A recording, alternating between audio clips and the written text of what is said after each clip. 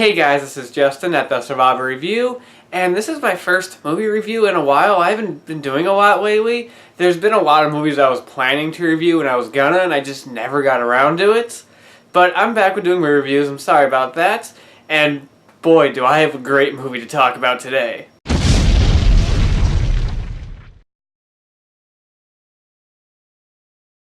So this year marks the 50th anniversary of Star Trek, and what better way to celebrate it than with a new movie? Now going into this, I'm a pretty big Star Trek fan, not a die-hard Trek fan, but I'm a pretty big fan of it, and when it comes to the J.J. Abrams films, I really like them. I love the first film, it's such an entertaining movie that I can just throw on at any time and just enjoy all the way through. Into Darkness, I also really like. Despite its flaws, there's some issues with it, especially with the third act, which I'm not a fan of. I actually still really like that movie. That being said, I was pretty skeptical with this one. Mostly just because the trailers weren't that great. That first teaser with Sabotage was awful. Then the rest of the trailers were just like, they were good, but nothing too spectacular. And I was a little nervous with director Justin Lin taking over, just because, he's the Fast and Furious director, and I love his Fast and Furious movies, don't get me wrong. But I just was wondering, is he the right choice for this? I'm still really excited for it, but not as insanely excited for it as I thought I would be. That being said, this movie was great. I had such a blast. This movie's so much fun from start to finish. It's just great. It's the most fun I've had at a movie since Captain America Civil War, and probably the best movie I've seen since Civil War. This movie is actually closer in line with the original series than the first two films. It's a lot more character-centered. It still has big, crazy action sequences, especially at the beginning and end, but it is a lot more character-driven. It's a lot smaller. This is a movie that everybody wanted Into Darkness to be, and the one that I thought it was gonna be, because this movie is an adventure for the Enterprise crew. That's it. It doesn't try to tie back into the original series as much. There's no over-the-top callbacks. It doesn't redo an old storyline like Khan or something like that. It's its own movie. This is the first time I really feel the series, this universe, has come into its own and felt like its own thing. Because it doesn't try so hard to please like the fanboys and make references and jokes to the original series. It's its own story, and that's what I love about it. This is what I was expecting the series to be going off of the first film. So that's one of the things I took out of this movie the most, is that it's just a great adventure for the Enterprise crew. The plot of this movie basically is the Enterprise is 3 years into its 5-year mission, and Kirk is starting to get kind of weary of it, getting kind of tired. In his own words, everything's starting to feel very episodic and not very interesting. But he spoke too soon, because while on a mission, they get attacked by this alien race. Basically, the Enterprise gets destroyed. Not damaged, like Into Darkness, I mean friggin' destroyed. And they get stranded on this planet. And basically, everybody is spread apart. Kirk, Chekhov, and Scotty are together. Bones and Spock are together, and Uhura and Sulu are together. And they have to try to find each other and get off that planet and stop the bad guy in time. So, the story for this movie isn't the most original or most unique. That's not what makes this movie good. It's the kind of movie where the story isn't what makes it great. Because the story is the kind of thing you've seen many times in other Star Trek episodes and movies, but it's how it's handled that's really well. For the middle half of this movie, it's just them stranded on this planet. It's very small scale compared to what we've seen before in the films, and that's what makes it very character-driven. Simon Pegg co-wrote the screenplay, and thank you for that. Because this movie, like I said, felt much more in line with the original series, because it was character-driven. And this cast works so well together. One of the things they got so right with this series in general is they got the cast right. This is a series with characters that we all know and love, and people have a lot of affection for. And when people see those characters, they think of the original actors. They think of Shatner and Nimoy and stuff like that. But they're able to take these characters, have new actors play them, and I still think of these as those characters. You know what I mean? I know I'm doing a terrible job of explaining that, but they're able to take these characters that we know in one specific way, do it slightly different with new actors, and it feels fine. And every character gets a moment to shine. Every character, they all work well together just so well. Highlight of this movie, though, is when they get stranded on the planet, Bones and Spock are stranded together. which, if you know Star Trek, anything, that's like the worst pairing for people to be together, and it's the best parts of the movie. Those are the best parts of the movie when Bones and Spock are stuck together. It's the funniest dialogue. It's just so well done, and I love that. I love Bones. He's always been my favorite Star Trek character.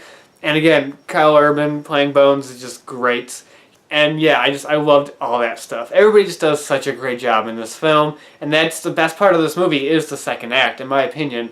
The first act is fun and well done, and the third act is exciting and thrilling, but at best this one is just these characters, and they have to use their wits to kind of get out of these situations. It's just, that's the best. To me, the second act is the best part of the film. Now, for the new characters. The new characters are great as well. Idris Elba as the villain Krull is really good. I was a little disappointed going in knowing that he was going to be under all that makeup for the whole film, but it pays off. He does a really good job with it. At first, he seems just kind of like a typical generic movie villain, and he's not the most exciting villain or the most interesting. He's just well acted. But as the movie progresses and you find out more of his story and his actual motivation, then you're like, oh, and then you start to see it and you're like, okay, that just makes his character even more interesting and a more like legitimately great character. So I really like that. I like how his story gets revealed more as the plot progresses. That's really good. And then you have the character of Jaylah, played by, I forget the actress's name, but she was in Kingsman, and she was great in Kingsman, and she's great in here. She's this badass, awesome, fun character. I love the look of her, too. She's just an awesome character that I really hope to see in future films. I really hope she comes back in future Star Trek movies, because she should. She's an awesome character. I also like her story as well. She has a good story as to why she's on this planet, doing what she's doing, and I really like that. And even though most of this movie takes place on that planet, one of the highlights of this film is all the space stuff. All the scenes in space are so visually stunning. This movie is just a visual feast for your eyes.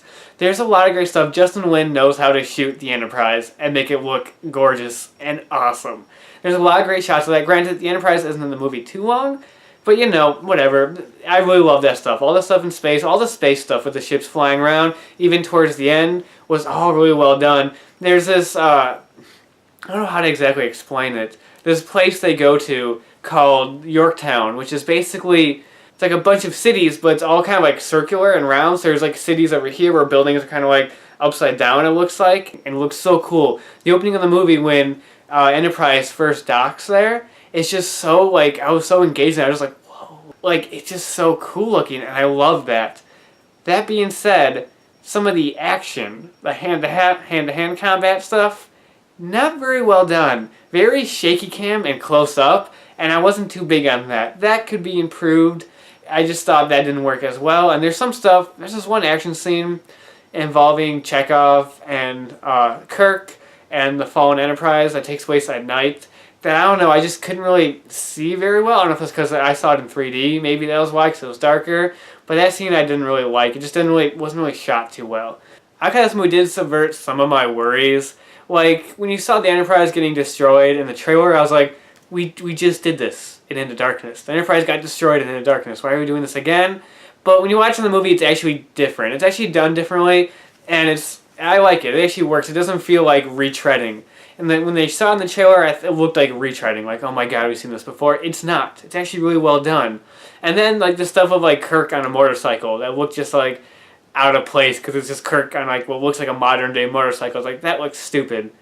That was actually well done. It actually worked with the story, and I liked it. It was actually really cool. And they do address Leonard Nimoy's character, Ambassador Spock, who was, in the previous films. And when they first started doing what they were doing with that character, I was like, oh, you didn't have to do that. But then, as the story progressed, and they delve into it more, I'm like, oh, I like that. And there's a great scene in there that's basically a tribute to Leonard Nimoy. That was really well done. All that stuff I thought was really well done. The tributes to the original series, there's one scene, especially with that at the end of the film, that I really liked that. It felt really well handled and really respectful to the source material, and I liked it. A good movie to compare this to is Skyfall, the Bond film, because that movie was the 50th anniversary James Bond movie, and yeah, they threw in references and Easter eggs to the old films, but what that movie mostly did was tell its own interesting Bond movie, and in the end became a great Bond film on its own right. Not because it's a throwback to the old movies, because it's just a great Bond film. And that's what this movie is. It's a great Trek film that still pays respects to the 50 years of legacy for this franchise and does it very well without hitting over the head with it or being cheesy and stupid. And it's a really entertaining film that, again, is closer in tone to the original series. Granted, I still feel if you're not a fan of these movies, this won't really change that. I think you'd appreciate this movie more and like it more than the first two, but I don't think you're really going to be like, oh my god, these new Trek movies are great now. You still probably won't like it because it's still a big action film, but it's really well done. That's the thing I can really take out of this. I never thought I'd say that the Fast and Furious director made a great Star Trek film, but he did. Now, in comparison to the other two films, I don't know if I like this as much as the first one yet. I still have to wait and see how this one kind of plays on replay. I'm thinking I like it better than Into Darkness, though.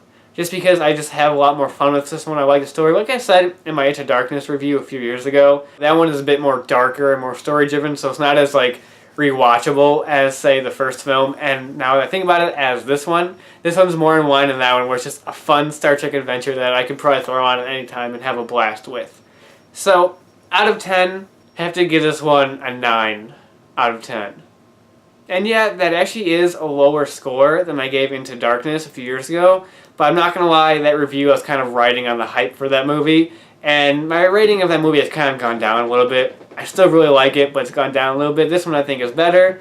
Either way, that's Star Trek Beyond. Just a great 50th anniversary treat for Star Trek fans, and just a ton of fun, a blast from start to finish.